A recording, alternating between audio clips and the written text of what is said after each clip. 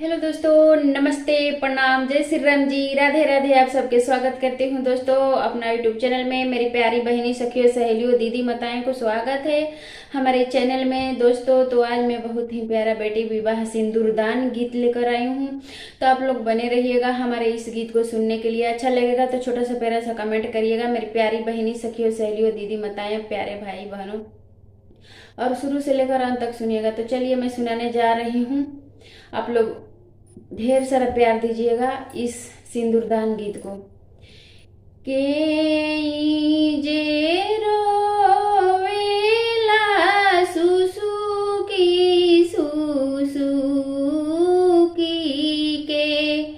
के रोवेला हृदय फाड़ के जे रोवेला सुसुकी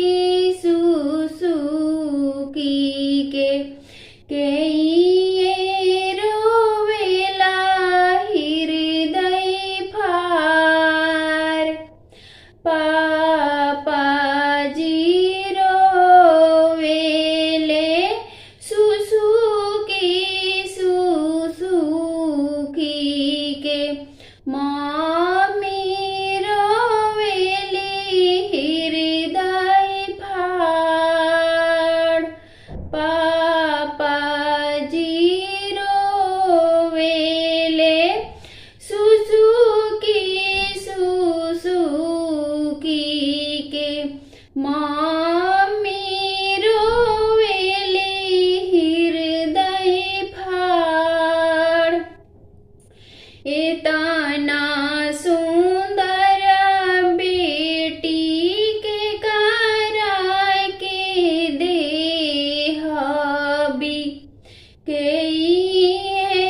कारी है प्रतिपाल।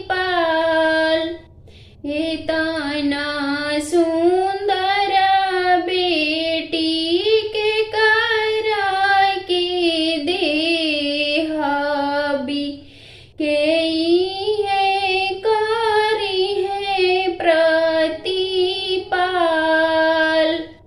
के करी है दीनावा पर बिनती से बोले ले दुल्हा कमन दुल्हा सुनी सासुअर जहाँ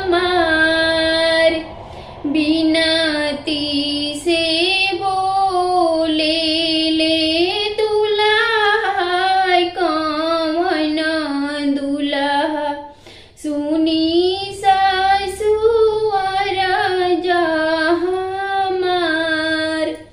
इतना सुंदर धिया हमारा के दीही जी।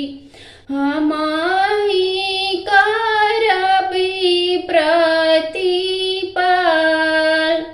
हमाही करब दिनवा पार। खाए के देबा हम मेवा मिठाई जी। पिए के सौरहिया गाय के दूध। खाए के देबा हम मेवा मिठाई जी। पिए के सौरहिया गाय के दूध।